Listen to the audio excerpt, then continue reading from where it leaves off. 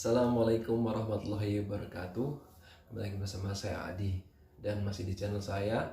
Di video episode selanjutnya ya masih membahas tentang girl anxiety. Karena ternyata banyak sekali ya teman-teman yang mengeluhkan masalah terkait dengan apa yang dirasa saat ini, yaitu terkait dengan girl anxiety. Banyak sekali yang DM, banyak sekali yang berkomentar. Terima kasih buat teman-teman semuanya. Terima kasih atas partisipasinya. Terima kasih sudah menonton video saya. Mudah-mudahan video saya ini bisa membawa manfaat buat teman-teman semuanya. Dan buat teman-teman yang masih merasakan sakit, saya doakan mudah-mudahan teman-teman diberikan kekuatan untuk bisa bersabar ketika teman-teman menghadapi cobaan ini yang Allah berikan, dan mudah-mudahan semoga penyakitnya teman-teman segera diangkat oleh Allah Subhanahu wa taala. Amin. Amin. Sebelumnya buat teman-teman saya pesan yang muslim, jangan lupa untuk sempatkan waktu kita terus untuk beribadah kepada Allah, membaca Al-Quran, perbanyak baca Quran dan sholawat. Sallallahu ala Muhammad, sallallahu ala Muhammad, sallallahu ala Muhammad. Terus saja kalau waktunya teman-teman kosong, senggang gitu, supaya nanti hatinya bisa tenang ya. Perbanyak baca sholawat, kan banyak sekali sholawat itu, sallallahu ala Muhammad atau ya Rabbi sholli ala Muhammad. Terus saja yang lain-lain, pokoknya perbanyak aja sholawat. Karena apa? Itu merupakan salah satu untuk mengisi ruhiyah kita ya, supaya kita itu nggak takut ya, ataupun kita nggak cemas, ataupun rasa was-wasnya itu hilang. Karena di sebagian besar itu pengaruh dari pikiran itu terlalu pengaruh oleh setan ya. Kalau kita panggilnya setan ya, evil lah itu, kalaupun yang lain. Baik teman-teman, pada video kali ini saya ingin bercerita tentang bagaimana cara saya menghadapi cemas, takut mati ya. Jadi gini teman-teman semua, mati ya, sebelumnya kita berbicara masalah jauh, mati itu adalah ketentuan dari gariskan oleh Allah Subhanahu wa taala, ketentuan Tuhan yang tidak bisa kita rubah. Itu teman-teman harus tahu itu ya. Semua yang bernyawa pasti mati. Kullu nafsin dha'iqatul maut, artinya semua makhluk hidup yang di bumi ini pasti mati gitu ya. Siapa sih yang nggak takut mati? Pasti semua orang kalau dipikir takut mati ya takut gitu ya. Tapi ketakutan yang berlebihan itu juga nggak bagus. Karena apa? Itu akan menimbulkan efek-efek yang mengganggu kita untuk mempersiapkan bekal kita untuk mati. Jadi paham nggak apa yang saya ngomong? Jadi aktivitas kita di dunia ini loh, kalau kita mikirin mati aja terus-terusan, nah nanti aktivitas kita terganggu dengan pikiran kita itu. Contohnya teman-teman terkena GERD, anxiety ini. Mayoritas semua penderita GERD, saya tanya sana sini, saya konsultasi sama dokter, konsultasi sama psikolog, semua itu pasti bayangannya adalah apa saya mau mati ya gitu ya kan, ya nggak? Jujur aja, nggak usah bohong. Karena di fase itulah, karena susah bernapas, sesek dadanya, panas perutnya, jantungnya berdebar-debar, keringat dingin segala macam, itu bayangannya kayak gitu. Dan ketika teman-teman browsing ataupun googling, udah sakitnya parah semua. Jadi seperti apa yang saya bilang pada video sebelumnya, jangan googling ya teman-teman semua, jangan googling. Udah gini, dengarkan saya. Cara teman-teman mengatasi takut mati ialah yakin semua yang terjadi pada diri kita adalah ketentuan Allah, ketentuan Tuhan yang Maha Esa, Allah yang Maha Kuasa. Ininya Allah sudah gariskan kita gitu loh. Ya kita terima, kita bisa apa gitu loh kan, kita bisa apa. Memang sih beberapa faktor mungkin karena kita gitu ya, kita mungkin faktor-faktor lain, karena kita nggak bisa mengendalikan pola hidup atau pola hidup yang sembarangan, itu kan kembali ke kita. Itu salah siapa? Salah kita kan. Padahal sebenarnya kita tahu bahwa apa yang kita lakukan itu benar gitu kan. Gitu teman-teman semua. Jadi ingat, apa yang sudah terjadi dalam kita itu sudah digariskan. Memangnya hanya teman-teman saja yang mempunyai orang yang dicintai. Saya nggak punya orang yang dicintai. Saya punya keluarga. Saya punya istri, saya punya anak kecil, saya punya orang tua, saya punya tanggung jawab yang harus saya selesaikan di kerjaan saya, di mana-mana saya punya tanggung jawab.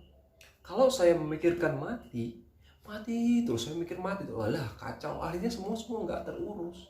Artinya nanti kita depresi. Lah kalau sudah depresi ini udah jantungnya itu, maaf saya bahas jantung karena depresi ini erat sekali sama jantung, riskan terserang jantung.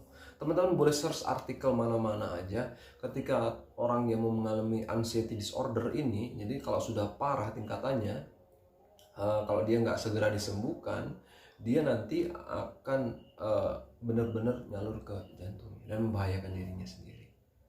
Ya bisa dibilang sakit jiwa dan badan itu jadi satu. Ya psikosomatis itu tadi yang parah nanti ke depresi akhirnya. Nggak gitu teman-teman. Orang kita hidup itu udah ada yang ngatur loh. Memangnya dengan minum obat teman-teman nggak mati? Iya. Memangnya dengan sembuh teman-teman nggak mati? Ya enggak. Semuanya pasti mati. Orang yang anak kecil juga bisa mati kok. Tuh ya.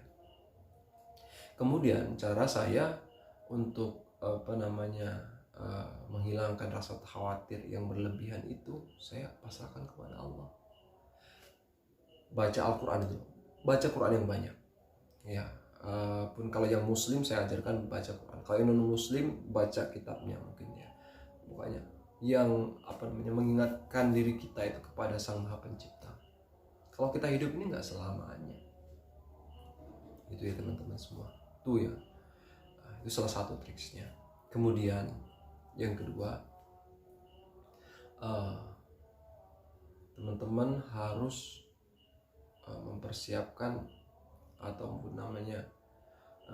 menggunakan waktu teman-teman ini selama dikasih nafas, selama dikasih kehidupan ini untuk melakukan hal yang baik.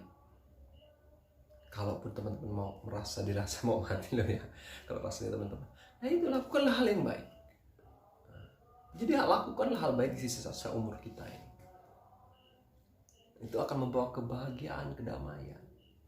Jadi ya teman-teman, saya punya cerita. Saya mau cerita nih ya. Ada sebuah anak kecil, ada 2 orang anak kecil, ya. Di dalam anak kecil ini 2. Anak kecil yang satu, anak kecil A, dia membawa kue besar, kemudian kuenya itu hilang separuh, ya separuhnya hilang, dengan muka yang tersedih kuenya, ya, karena dia membawa kue besar, kuenya hilang sedikit ya, kuenya habis gitu ya. Kemudian raut mukanya sedih, cemberut, sedih gitu, karena dia kehilangan kuenya. Kemudian yang satu lagi, ada anak kecil B, yang satunya, dia membawa kue, hanya sepotong kue, tapi wajahnya tersenyum. Nah, kenapa? Yang satu bawa kue besar, kemudian kuenya itu sepotong hilang, tapi mukanya dia sedih. Padahal kuenya ini kalau dibandingkan dengan yang ini, itu kan jauh beda. Yang ini masih besar, banyak. Yang ini cuma sepotong, tapi bahagia. Nah, itu loh teman-teman semua. Jadi, intinya ialah, kalau kita fokus ke penyakit apa yang kita rasakan ya saat ini, kita nggak bisa move on. Tapi kalau kita fokus dengan sesuatu hal sedikit tapi membahagiakan, itulah akan memberi kebahagiaan. Ya, bahagia atau tidak itu dari segi mana kita memandang, teman-teman. Senang atau enggak. Kita dikasih cobaan seperti ini, kita bahagia kalau kita ucapkan Alhamdulillah ya Allah, akhirnya saya diingatkan sama Engkau. Saya menjadi bisa dekat dengan Engkau. Saya bisa, ya coba kita bersyukur. Beda rasanya teman-teman semua. Karena GERD itu, kalau saya bilang bukan lagi 50% ya, di atas 50%, itu adalah pengaruhnya dari pikiran dan hati. Kalau kata Ustadz yang di Jawa Timur itu, orang yang kena GERD, penyakit GERD itu adalah Nur Muhammadnya itu udah berkurang. Ya nggak tahu, Allah alam itu ya, katanya Nur Muhammad berkurang. Ya kalau saya sebagai orang Muslim percaya aja, karena itu udah kayak kepercayaan saya. Kalau di agama lain mungkin saya nggak tahu, tapi kalau saya percaya Nur Muhammad itu cahaya kita dari yang Allah itu, ketika Allah ingin menolong kita itu nggak ada. Apa kesalahan kita? Nggak tahu, Allah alam. Bisa itu jadi kesalahan kita, bisa jadi itu cobaan kita, bisa jadi teguran, bisa jadi Allah karena sayang kita.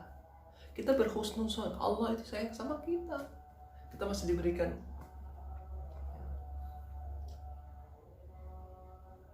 Teman-teman punya anak, takut kalau mati, ya anaknya nggak ada yang ngurusin, istrinya nggak ada. Well, kalau pikiran kayak gitu terus teman, waduh, nggak jadi teman-teman semua ya. Nggak jadi, nggak keurus, akhirnya teman-teman nggak sembuh-sembuh nanti akhirnya. Ya itulah pengalaman saya seperti ini teman-teman. Jadi sakit atau tidak itu ya, artinya bahagia atau tidaknya seseorang itu tergantung dari sudut pandang kita yang merasakan, atau sudut pandang kita. Jadi kita yang mengambil suatu masalah, mensikapi suatu masalah. Kalau masalah ini kita pikir berat, ya Allah kok saya sakit ini nggak sembuh-sembuh, aduh gimana ini, aduh gimana, ya udah ngalaman nggak sembuh-sembuh, karena itu dari pikiran kita teman-teman. Kesini loh, ke lambung sini.